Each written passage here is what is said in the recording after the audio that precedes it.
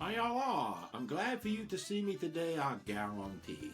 This is Paul Hood, the Cajun Counselor, with another episode of my podcast, The Cajun Counselor. Laissez le bon temps rouler. Hi, y'all are. I'm glad for you to see me today, I guarantee. This is Paul Hood, the Cajun Counselor, and I'm very pleased today to have my close friend, certainly a thought leader and really a spiritual leader in a way for the entire purposeful planning movement that I believe is so vitally important. My dear friend, despite his University of Florida background, John A. Warnick. Hey, Well, John Paul, A. hey, Paul, it's a pleasure to be here. I want to explain why I have the garb on that I do. My mother, I grew up in the South, and my mother taught me some clothing etiquette. And the clothing etiquette was always dress just a slight level below how dressy your host is going to be. And so as you look at Paul and what he has on today and realize that I'm wearing orange and blue representing the colors of the University of Florida, a fierce rival of the LSU Bengal Tigers, you'll understand that I am respecting the prowess of their baseball team and their football team. Now, I can say that we could get into an argument about who's had the greatest basketball teams, but they do have, in my opinion, the greatest basketball player in modern history. But anyway, it's just a pleasure to be here, Paul. And I'm by putting this garb on, I'm not trying to outshine you. I'm trying to honor you and your alma mater. I certainly appreciate it. And I have great respect. I've been to Ben Hill Griffin Stadium a few times. Uh, The both swamp. Thus, AKA the swamp. That's exactly right. Tiger Stadium is, of course, known as Death Valley, but it's a good. John A. and I have been friends and cohorts, and now we're doing some writing and things of this sort. But he's always been just a really good solid friend, and really a pilgrim when it comes to the human side of estate planning, and the idea of purposeful planning.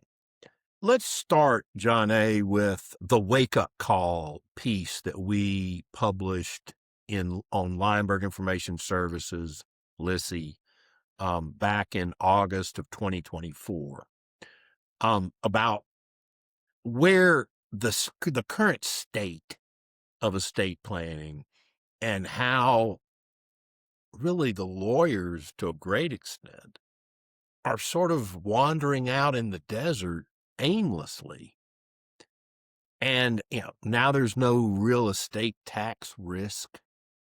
We've gotten rid of, the bird rule rollbacks, not that they ever happened because they're 0 for 3. But the human side of estate planning, isn't that really the answer here? Totally. And I think that we're in kind of a perfect storm where what has happened in the last year, really 6, 7 months since the big beautiful bill kind of made this created this myth of permanence in the estate tax world. But that has certainly sent a lot of people rushing back to the drawing boards to figure out what they're going to do to sustain their practices now that taxable estates have shrunk to an incredibly small percentage from what was already almost microscopic. So I think this is the perfect time to be talking about this, and I think that our wake up article was almost prescient in calling this out.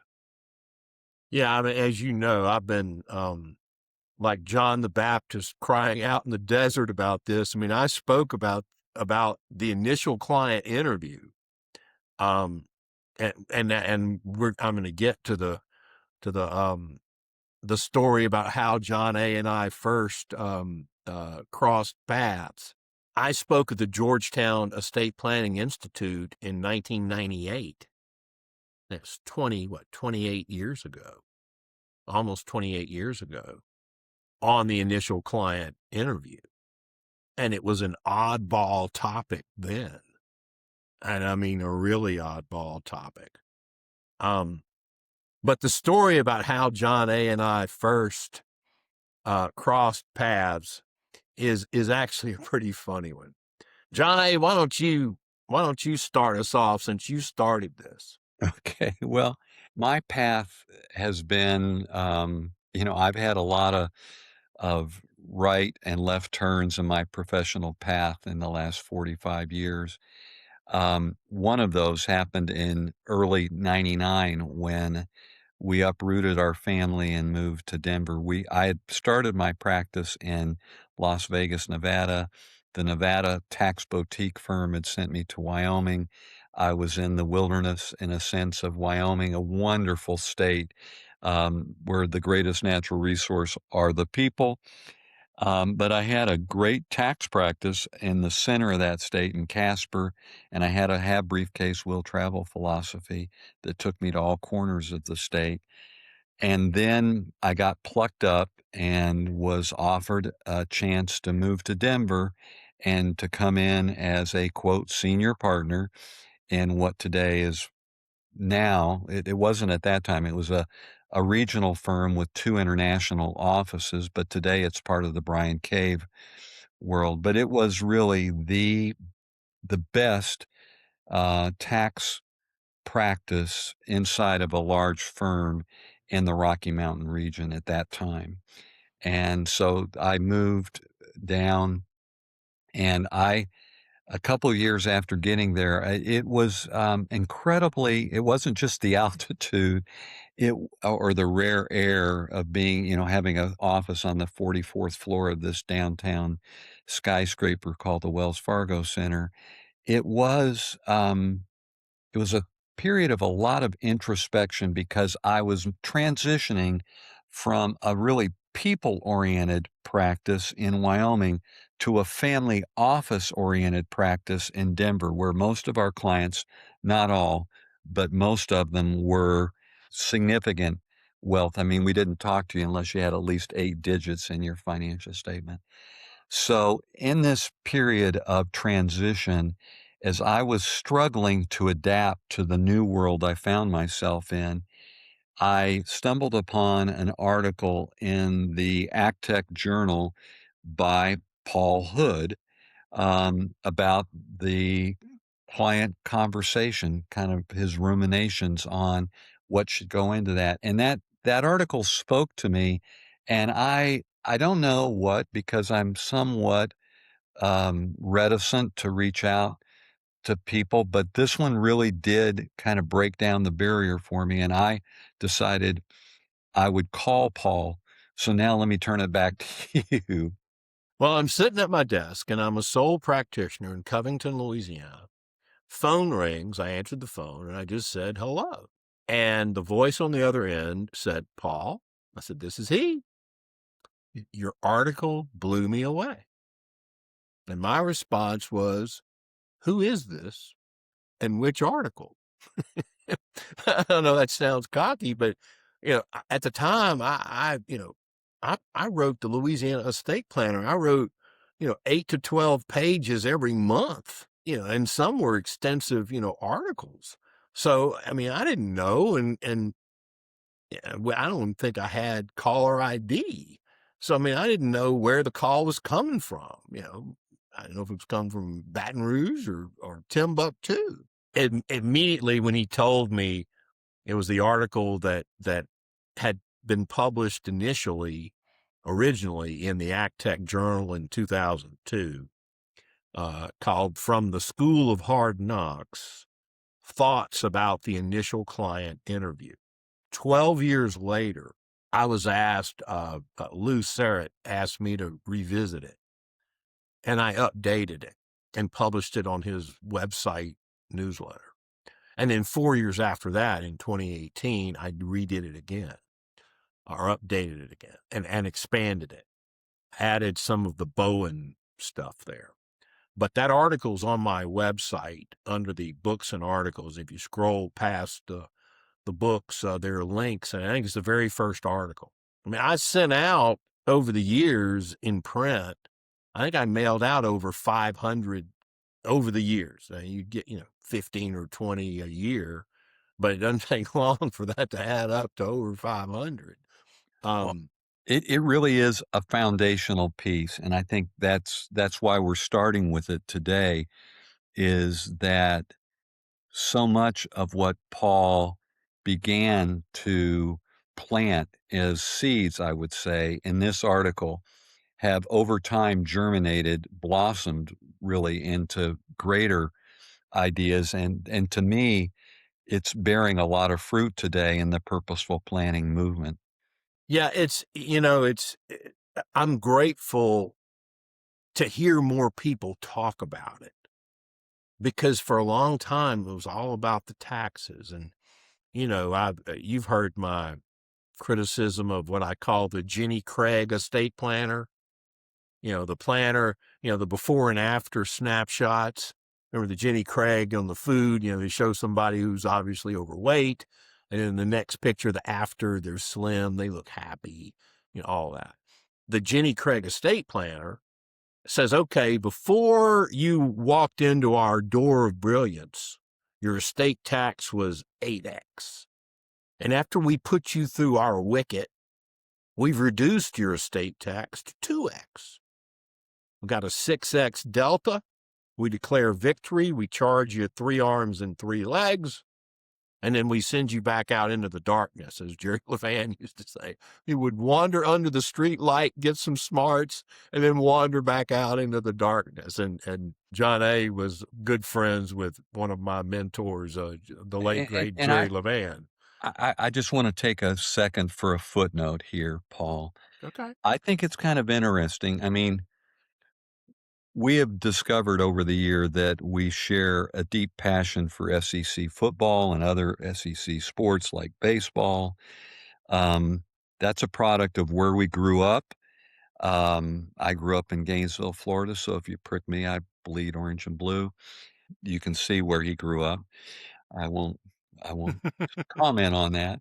But, the point I wanna make, Paul, is that it's kinda like he's my brother from the other mother or father, in the sense that we've shared mentors in a sense. Levan was more mentor to you than I, but my earliest mentor was Jerry McCoy, who had a One of profound. my mentors. Exactly, and this is the point I'm trying to make, is that both Levan and McCoy had incredible influences on the 2 of us, and as I think about them, McCoy stood at the top of the B&A tax management trust and estate world. I mean, he was the editor-in-chief, I believe, internally, within the Silverstein and Mullins law firm. He was. He just was brilliant. He was very unassuming, unlike some of the other legendary estate planners of his day that, Right. had to have bigger headlines. He never was trying to gather attention or headlines, and what he was incredibly supportive to young lawyers like us who were trying to find our way. Now, Levan deserves a ton of credit for being a pioneer and for just kind of expanding the horizon of what law practice and the influence of a lawyer could be. And I think we both have been beneficiaries of these 2 great mentors. I think it's kind of interesting to realize our paths are somewhat parallel in terms of who we have been mentored by. And I think your thought about a brother from another mother, I think that's really accurate. A lot of times I'll tell people when I'm talking about the 2 of us, I said, John A. and I make the perfect team. We have a good Mormon and we got a heathen Roman Catholic. And I said, we've made a great team. And, I remember John A. when you were talking about, you know, transitioning your practice from the big firm to becoming the solo practitioner that you became and to starting the Purposeful Planning Institute. And, because of our friendship and because I had been a sole practitioner, we'd been friends and you were talking to me and with others about what you should do. And I just told you, and I remember it clearly. I said, I'm in. And I said, whatever you want to, we need this. And this is, And this, Paul has truthfully, Paul has been in. I get credit for founding PPI, but PPI would not have become what it has become were it not for the contributions of deans, which Paul served for many years, almost 10, as a dean of what we call the cutting edge, which is our way of describing the technical world. The reality is, as I look back on it, we should have called you the dean of the human side of planning, because along that way, in that 2011 to 2020 period of time, you really began to dive very deeply into Bowen and a lot of the other kind of branches of psychology and sociology, and it's totally kind of expanded your mind about how it applies into the world of estate planning. I mean, that's right. I'll tell you what my principal concern was, that unless estate planners become more interested in the human side, they're not going to end up helping their clients as much as they want to.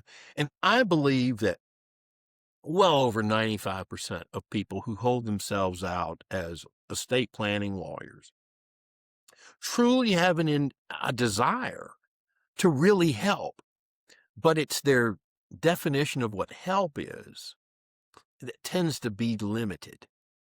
And I think you remember in that article, and this was the product of interviews that I did with other lawyers and with clients of mine looking back at the first time we met.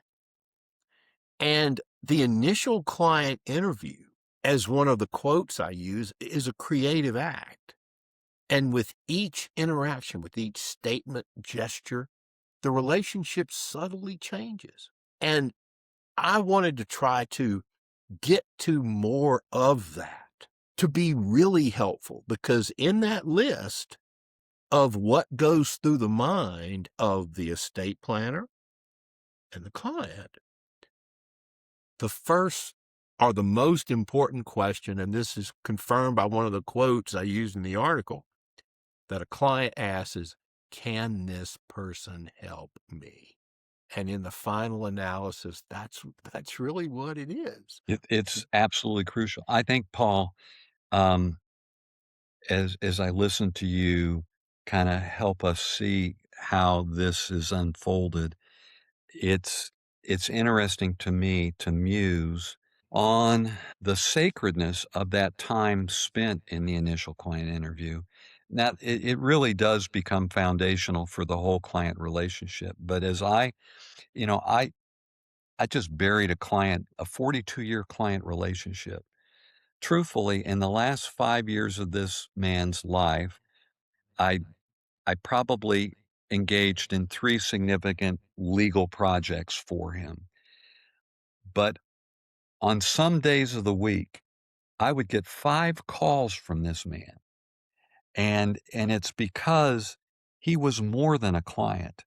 And that's truthfully, I started out as a tax lawyer, and I thought that's where my bread and butter was gonna be, where I was gonna be, buttering the bread for the rest of my professional career. But after about 5 years of tax court litigation and getting frustrated with the advent of at-risk rules and the way that all the clever and silliness of the tax shelter world of the late 70s, early 80s, how it was kind of eventually going to implode under IRS scrutiny and congressional action. I I realized there wasn't anything satisfying in that. So what if I could say we saved X or 8X or 2X? So what? What what is the end result of that? If you save all this money and then the family blows up, disintegrates, fractures. And so what Paul has been observing, which I think is what Bowen has really trained him to do, is to be a very objective, unanxious, dispassionate observer. I think there's just so many additional skills that we can bring in from the kind of psychosocial world, which aren't necessarily rocket science, and I don't think it's gonna be nearly as hard as what lawyers went through in law school, Oh, no. but but the reality is, in some respects, it's much more enduring and it's more grounded in what's going to make a difference at the end of the day. You know, you and I both are rarely in meetings with people who aren't also, you know, brilliant. And when I am in one of those meetings, whether it's a video meeting or an in-person meeting, my goal is always the same. I don't care about being the smartest guy in the room. My goal and what I want to own is I want to be the best listener in the room. Because what I have found, having practiced that way as a life skill intentionally for over a quarter century, is by listening, you end up being the most trusted advisor. They sense it immediately when you're formulating the answer to their question rather than listening to them. I think intuitively they sense that, and it's when you really I had a situation about a week ago where I was so present. This is a gift that I have to attribute this skill that I'm continuing to cultivate to Courtney Pullen.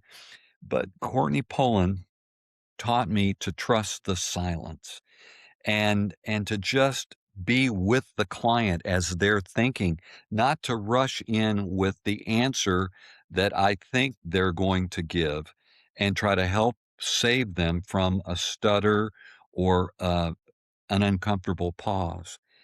But I had this experience where I was locked in on this individual, a young man in his mid 40s who's just lost his father. He's describing what that felt like, what his father's final moments were like, holding his father's hand, feeling, in a sense, the life go out of his dad.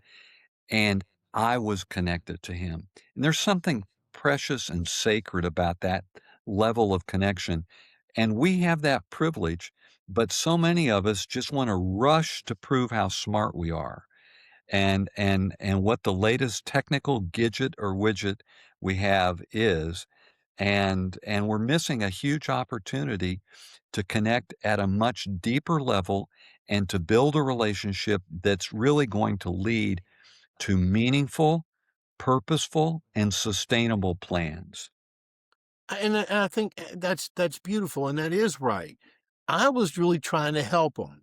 You know, that was always my goal. Is I wanted to leave them in a much better place. Um, you may remember my model called the path of most resistance, and I displayed it during the symposium a couple years ago, the PPI symposium. And that is the path to the good, what I call the good estate planning result. And I define the good estate planning result as one that doesn't even mention taxes, because some clients don't mind paying some estate tax. They Right. back in the day, they didn't. Yeah, they really didn't.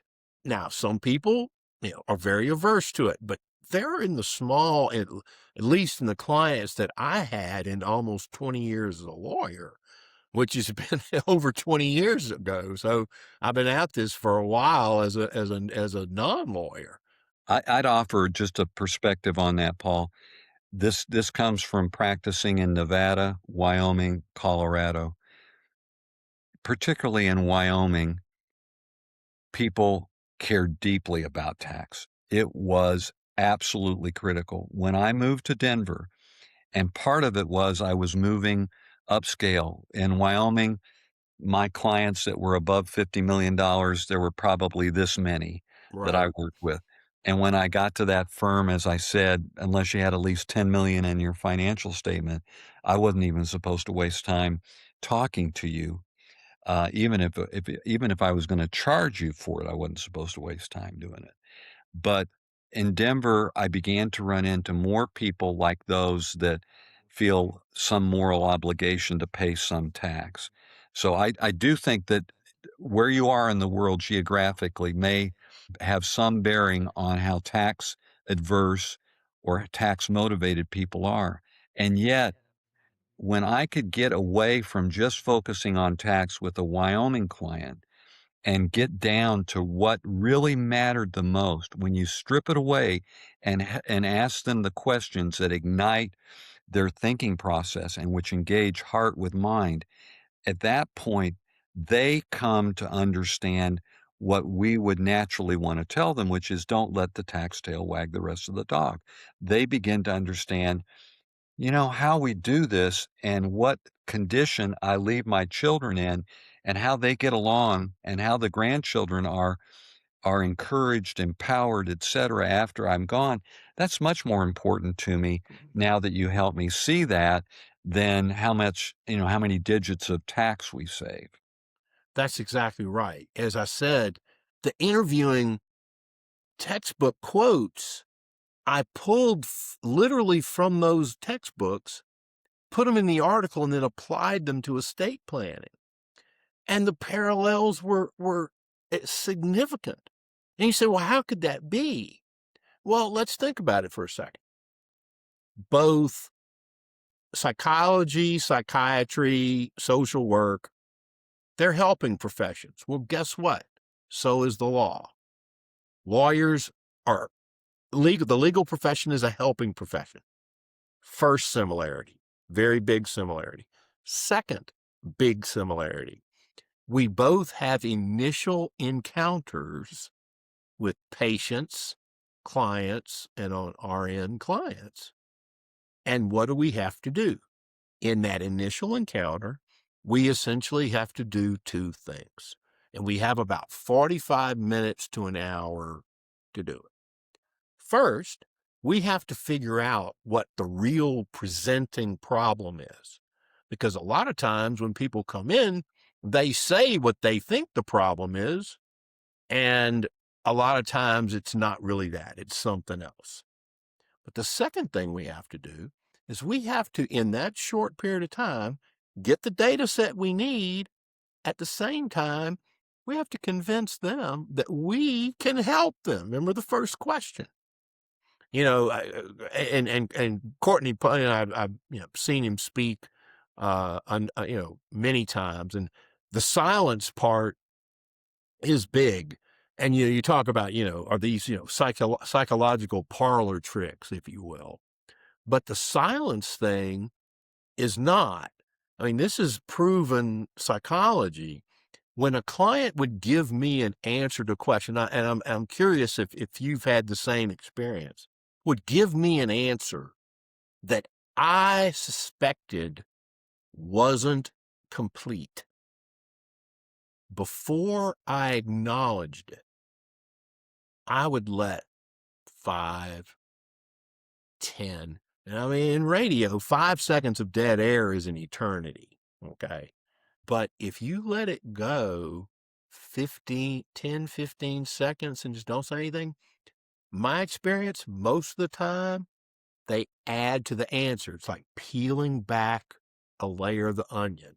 Thoughts on that? Totally. I think we rush in. Uh, I call it the uncomfortable silence. I have to fight it because it's a natural inclination on my part to want to help the client finish their thought, find the missing word that they seem to be searching for. Um, it was really helpful to collaborate with Courtney and to see how he did it and to learn from him. I truthfully, I would say to anybody listening that is going, I'm not sure that sounds a little bit off to me.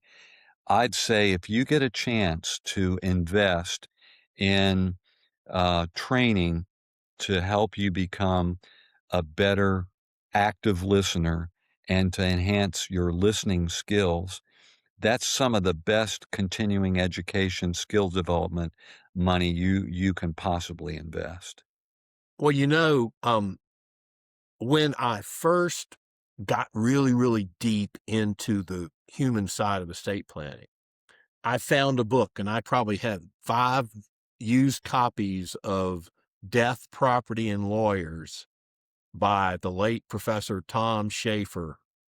Dean of the Notre Dame Law School, right? At one time, Dean of Washington Lee Law School as well. But his book, Death, Property, and Lawyers, which he published in 1970, Dunellen Press, on page 119 of that book, Tom Schaefer said something that absolutely blew me away, but was obviously right. He was talking about clients' fear of their own mortality. And what Tom Schaefer said was, those conversations get essentially, this is paraphrasing, those conversations get truncated because lawyers are just as loath to talk about death as clients are. And you're like, well, my gosh, we're estate planners, and if you plan many estates, eventually one of those people are going to die, and then you got an estate, to administer. And now you have a decedent. From that standpoint, it is, in the end, it's all about what we can do to really help, and to your uncomfortable silence. One of the things that in my psychology of estate, I have 2 big estate planning presentations that I make regularly. One is on the initial client interview. The other is just a basic psychology of estate planning, both 90-minute, and I've done longer with each. You have to try to watch is what's called the writing reflex. And that's what your point is. You want to fill it in, and that's, you're trying to help. I'm helping, Right. they don't want them to, they're going to wander and it's going to take longer and then I got to charge them more. So I'm just going to speed this up. It's not mean-spirited. It's No, intended to help, but it gets in the way. it does. And it has a name. It's called the writing reflex, and people don't do it. Paul, if we could, and I know Sure. you've got to keep us on track, but I think this is a wonderful additional footnote to what you just shared. So Paul and I both have kind of had different fascinations, addictions to studying the psychosocial, and we both have been fascinated and have been trained in Bowen theory. But one of the things that I was privileged to do in roughly 2005, 2010, in that period of time, is run into some professors at the University of Colorado, not in Boulder, but in Colorado Springs, who were doing some cutting edge research following up on the horrific aftermath of 9/11. And they were they were students of the branch of psychology known as mortality salience, which ties into what you've been talking about with Schaefer's article, the Becker article, I think it is, denial of death. Yeah. Ernest Becker. Yeah. Denial of death. Are you talking about Tom? Was it Pierzynski? Yeah. Okay. Yeah. Well, see, I've read Mikola. I have all the names. I have all the books too. Well, That's the thing, is that but while I didn't take any psychology in college, you've read more than most people who've taken psychology and had to retake it have read. I have about 250 books, professional books on psychology.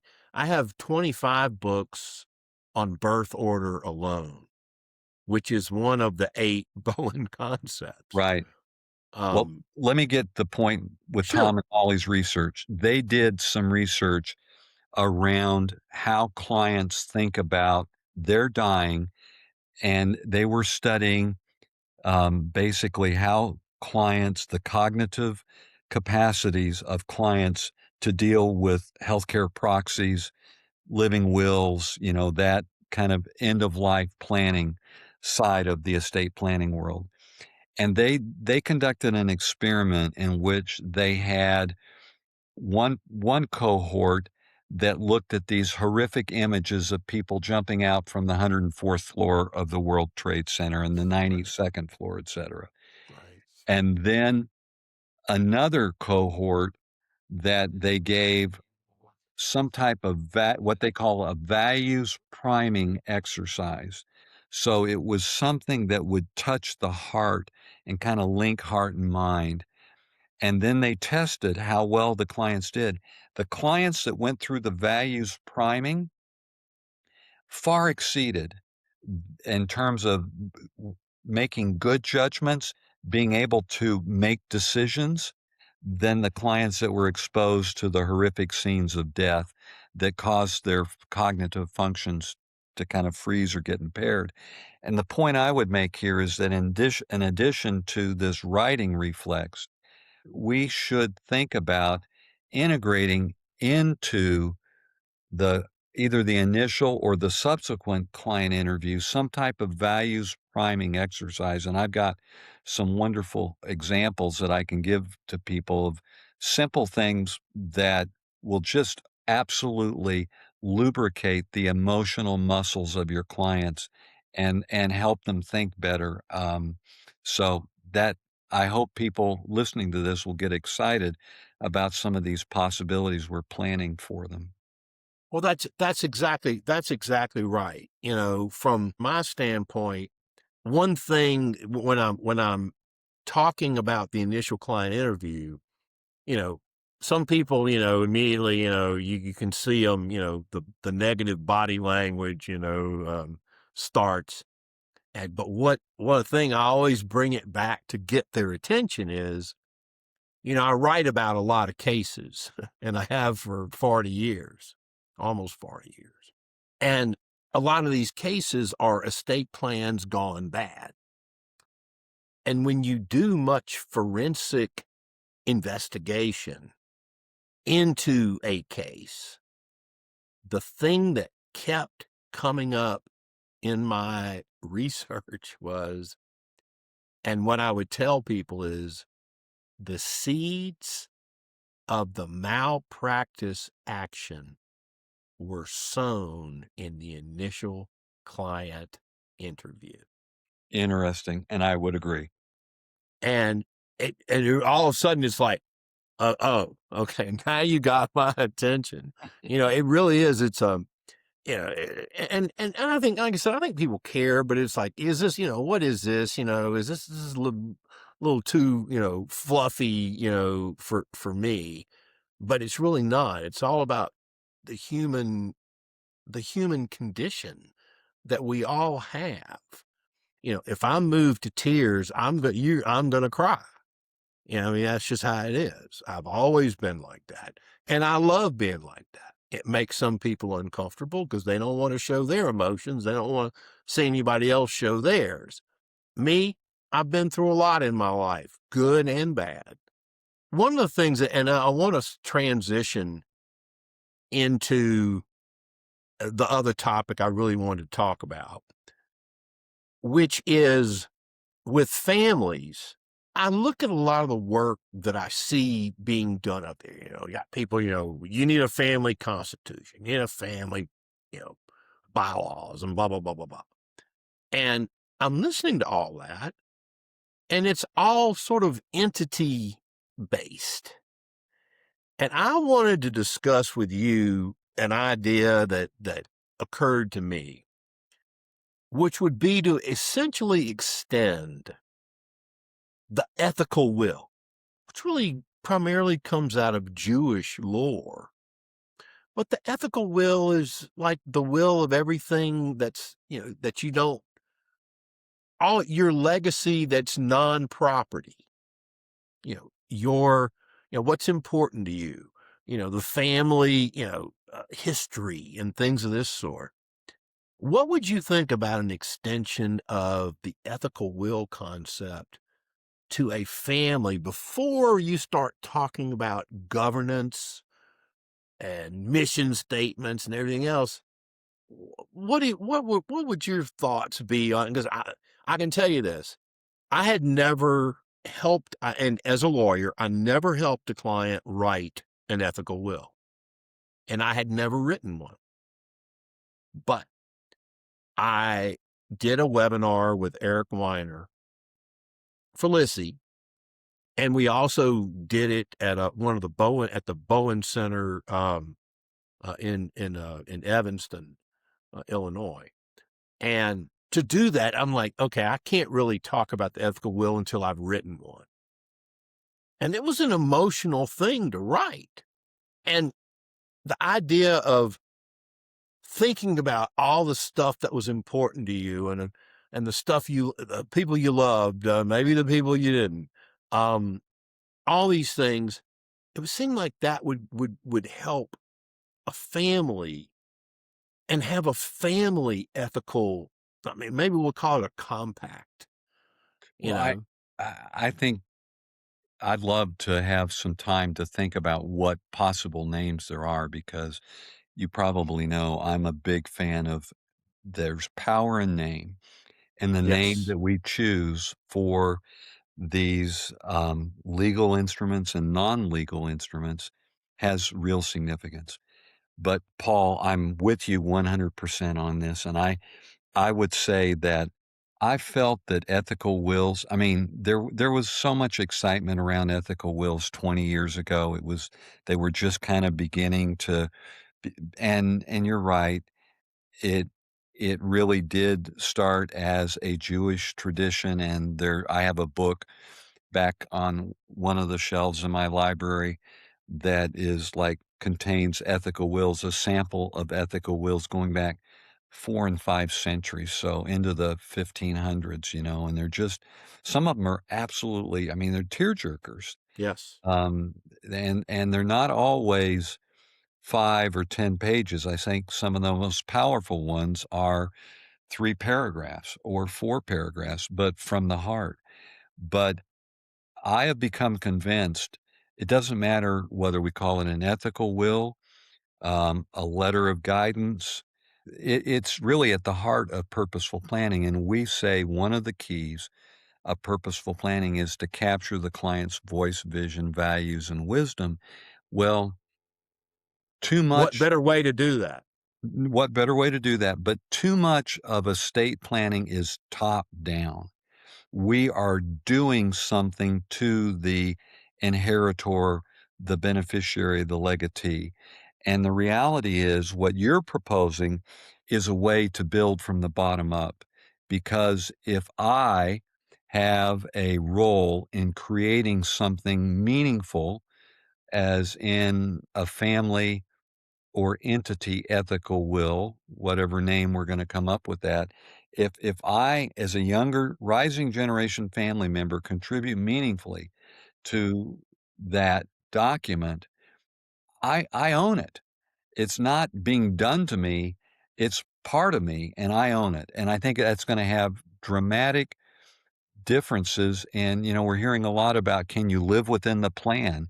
Well, I think what you're proposing is a way to overcome this, "Can you live within the plan?" And I see this a lot, on LinkedIn and elsewhere. Someone says, "Oh, well, y'all need a mission statement or this or that." And we'll come in 2 or 3 days and when we leave, you'll have it. Well, whose is it? I mean, was it really theirs, or did you really just sort of bring one and sort of talk them into it? But did they really buy into it? And that to me seems it seems like it's just a patina of what they needed. Okay. They really needed substance. And it's a way to get everybody on the same page. And as you said, I think bottom up is, I'm not sure I've ever articulated it that way in what I've talked about, but I think it is. And it's not just bottom up, it's together up. Yeah, that's a great way to put it. Together up. I love it. It's not, the elders or the smarters, dictating down. Oh, well, this looks like a good mission statement. And well, whose mission? That's the thing. I want us to explore this whole concept of some type of ethical will extension to families and not just an individual, and And not just one. I'm gonna make an offer to the listening audience, Paul. If what Paul has just suggested, offered, is ringing, um, aligns well with your thought of what might be an exciting possibility to explore. Just as we honored Levan and McCoy, Jerry McCoy was always open to taking a call from me. Levan was always open to a conversation with Paul. They truly, I think, derive great satisfaction helping us bring new stuff out. So if anybody listening to us has another dimension that they want to add to the formula that we're trying to create here, I'd love to have them be in touch with you or me. johna.warnick@gmail.com, and I'm Paul at paulhoodservices, plural.com. Yeah, we want to hear, we definitely want to hear from people who have something to contribute in this area. And believe you me, I mean, I'm like Ross Perot, I'm all ears when it comes to, listening, to stuff like that, because it's so important. And my fear about all that is really, family emotional and psychological issues don't have investment minimums. There So are no investment minimums. Okay. Now, when we're talking about tax, yeah, okay. Well, our firm, we charge a lot of money. We have high overhead, and, we got to charge a lot, and we're good at it. So we only want to, on the tax side, only want to deal with people who have to pay taxes, and a lot of taxes, or potentially a lot of taxes. And that's okay for that. But that's not the whole estate plan. I mean, how many estate plans have you seen that are set up that create or exacerbate family dysfunction? I would say it's the rule. Like Q-tip trust. I mean, don't even, I'm like Billy Crystal's Mr. Saturday Night, don't get me started on, the dysfunctionality of the Q-tip trust. I mean, I would almost never recommend anybody ever use them. And today, what are people using them for? They're using them to get new basis through the fictitious inclusion under Section 2044 to get a new basis under 1014 at death of the survivor. In 2022, John A., the statistics of income with respect to estate tax returns, that's the last year we have data, is 2022.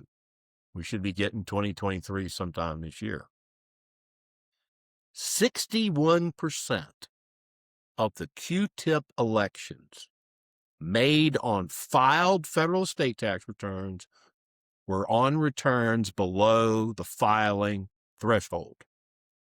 Under Section 6018, the estate tax applicable exclusion amount, now $15 million. 6 in 10. We're asking the IRS to do more with less here. They've got to track returns that shouldn't even be filed. Well, Paul, why are they filing them? To make portability elections. And when they do it in a Q-tippable trust to get the second. Why are they getting another step up? And I don't want to violate the Ed Benjamin rule. I loved Ed Benjamin.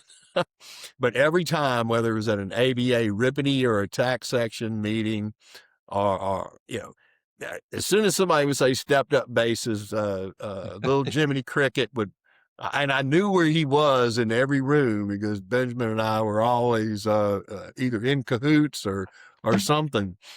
He was at Jones Walker, but we would talk about stuff. But Jiminy Cricket would pop up like, the popcorn had gone off. He'd get to one of the microphones in the aisle that they'd have, and Ed Benjamin would say, 1014 says new basis. It does not say step up basis. Basis can and does step down. Benjamin would always say, but that's the thing, is that we have all these people. Oh, so okay, well, they're Q-tip trust, Paul. What does that mean? Well, the only person getting any money out of the trust is the surviving spouse. Well, what if they don't need any money? But we got kids who do. Why? And it can get worse in blended families if the surviving spouse is about the same age as the kids. Right. So I believe Q-tip is really just, there was a lady law professor back at the University of Baltimore. I don't remember her name now, but she claimed Q-tip was sexist and said so in an article. I don't know if it's that, although it may have had some sexist intent when they enacted the law, but I do know it's damn sure dysfunctional. And it's economically inefficient for the family. So anyway, all right, John A., you have been everything that I wanted, my brother, and I really appreciate Thank you, Paul. you being here. Well, thank you. It's been a real privilege, and I hope everyone else learned as much as I did, because this was kind of revisiting things that mean a lot, but we move away from them and lose track of how significant they are. So it's a good wake-up call for me to have this opportunity with you. Thank you, Paul. And that's a wrap. Hope you enjoyed this episode of the Cajun Counselor. This is Paul Hood saying, laissez le bon temps rouler. Au revoir.